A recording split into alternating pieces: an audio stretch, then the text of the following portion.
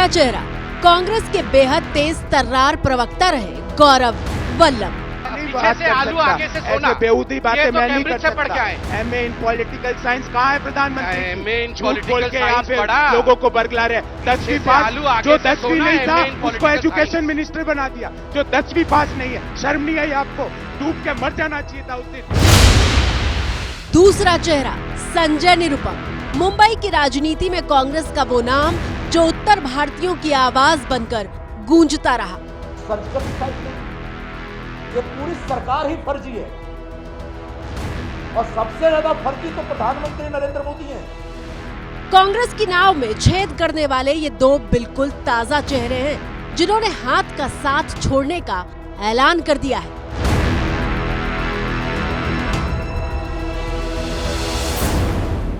मैंने प्रमुख कारण ये बताया कि मेरे में इतनी ताकत नहीं है कि मैं सुबह से शाम बैठकर वेल्थ क्रिएटर्स को गाली देता फिरूं।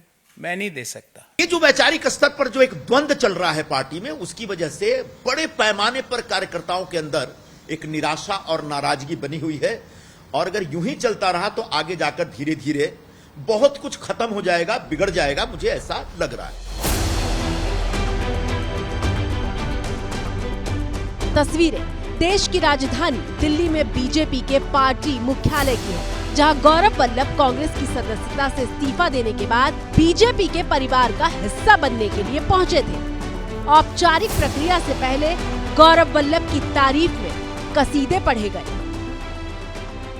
कई बार संजय मयूं और अनिल बलूनी सब टीम बैठती है तो गौरव वल्लभ अगर डिस्कशन में जा रहे हैं तो फिर उस प्रकार कोई सीनियर जाना चाहिए। ऐसी चर्चा उनके कमरे में मैंने सुनी है और ऐसे गौरव जी का आज पार्टी ज्वाइनिंग हो रहा है, मैं उनका स्वागत करता हूं। खैर बात गलत नहीं है। करीब 4 साल पहले गौरव वल्लभ की बहस के हिस्से सोशल मीडिया पर वायरल हुआ करते थे। देखिए, यहाँ आके बरगलाने की और हास्य कविताएं करके मैं मानता हूँ आप कपिल शर्मा से बेटर एक्टर हो, जैसे आपने मुझे बोला ना, मैं मानता हूँ। क्यों ना शाम को 9 से 9:30 एक प्रोग्राम चालू करा जाए, संबित पात्रा लाइव, संबित पात्रा शो, करो उस पे नौटंकी, करो गाने गाओ, दलदल, जो करना वो करो।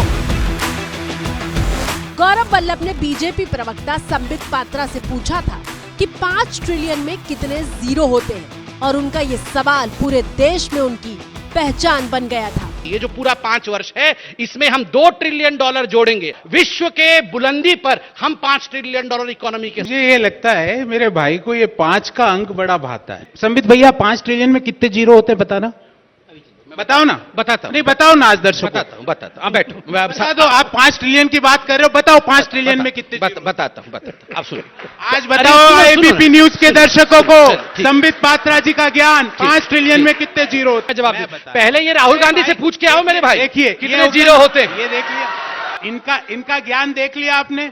5 ट्रिलियन जीरो नहीं पता है 5 ट्रिलियन में कितने होते हैं? बता दे तो मेरा चैलेंज है इनको आज। 5 ट्रिलियन में कितने? चलिए आप ही बता दीजिए, आप ही बता दीजिए। 12 10 टू द पावर 12 होते हैं। 10 to the power 12। Gaurav Vallabh 2 बार जमशेदपुर और राजस्थान के उदयपुर से चुनाव लड़ चुके हैं, लेकिन दोनों ही बार वो चुनाव हार गए थे। पेशे से प्रोफेसर रहे गौरव वल्लभ काफी वक्त से लाइमलाइट से दूर थे और अब सच्चे सनातनी होने का दावा करके महाभारत का श्लोक पढ़ के बता रहे हैं कि कैसे कांग्रेस एक दिशाहीन पार्टी हो चुकी है। धर्म एवं हतो हंति धर्मो रक्षति रक्षित तस्य धर्मो न हंतव्यो मा नो धर्मो हतो वधित। अर्थात धर्म के मामले में आप चुप्पी साध लो, जो गालियां दे रहे हैं सनातन को आप चुप्पी साध लेते हो, वेल्थ क्रिएटर्स को जो गाली दे रहा है आप चुप्पी साध लेते हो और उल्टा गालियां दे रहे हो। सवाल यह है कि गौरव वल्लभ के सब्र का बांध ठीक चुनाव से पहले ही क्यों टूटा? कांग्रेस पार्टी में ये सारी कमियां उनको पहले क्यों नहीं दिखाई दी? कांग्रेस की नाव में छेद का दूसरा चेहरा। आप सभी लोगों को सबसे पहले नमस्कार और जय श्री राम।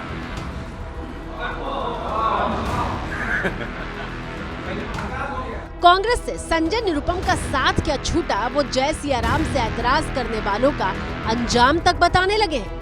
सर जब हम आपसे मिलते हैं तो आपको हम नमस्ते कहते हैं, आज जय श्री राम कहें? बोल सकते हैं, जय श्री राम तो सबको बोलना चाहिए।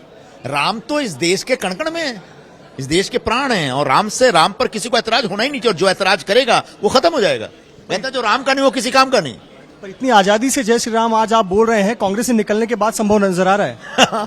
थोड़ा हमारे यहाँ थोड़ा एक विशेष आग्रह रखा जाता है, जय श्री राम या सिया राम बोलने के ऊपर थोड़ा सा एक तकलीफ होती है, लेकिन हम तो राम कथाओं में जाकर के जय श्री राम और सिया राम बोलता रहा हूं मैं। संजय निरुपम न सिर्फ मुंबई कांग्रेस के पूर्व अध्यक्ष हैं, बल्कि 2009 में मुंबई नॉर्थ वेस्ट से कांग्रेस के सांसद भी रह चुके हैं। इससे पहले निरुपम शिवसेना में थे और राज्यसभा के सांसद रह चुके हैं। मूल रूप से बिहार के रहने वाले संजय निरुपम उत्तर भारतीयों के मुद्दे पर ही शिवसेना छोड़कर कांग्रेस में आए थे। करीब 1.5 दशक तक कांग्रेस के लिए राजनीति करने वाले संजय निरुपम के मुताबिक बुधवार रात को उन्होंने पार्टी को अपना इस्तीफा सौंपा था और सुबह होते होते संजय निरुपम के पार्टी से निष्कासित होने की खबर आ गई। संजय निरुपम कांग्रेस से मोह भंग होने की वजह पार्टी में 5 पावर सेंटर को बता रहे हैं। पहले कांग्रेस में एक पावर सेंटर हुआ करता था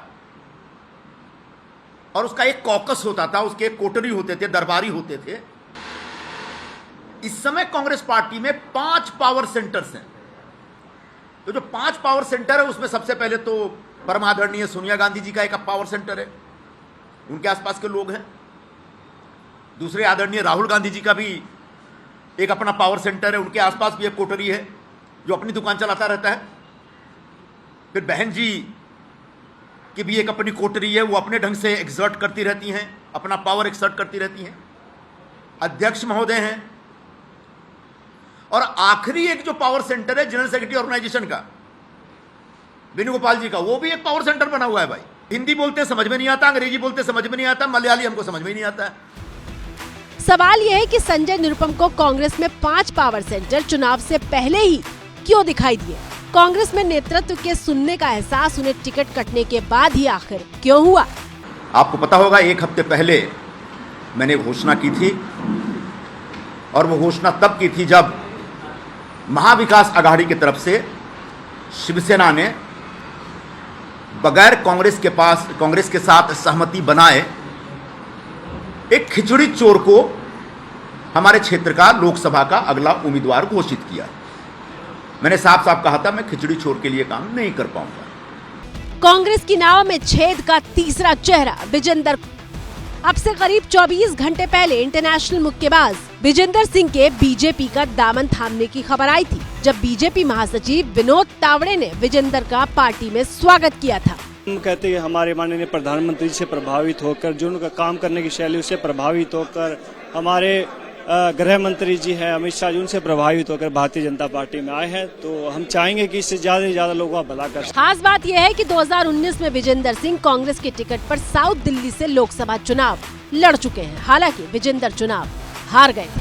कहते बदलाव कभी भी हो सकता, कहते जब जागो तभी सवेरा। तो कहते हम जाग गए हैं और आज तरह से घर वापसी हुई है आज। तो हम चाहते हैं कि देश सेवा करें, देश हित में काम करें, तो इसलिए हम भारतीय जनता पार्टी में। नींद कहते वो उखड़ जाती है तो सब चीजें हो जाती हैं। तो एक दिन आया कि भैया मेरे को लगता है कि मेरे को देश हित में बीजेपी में शामिल है।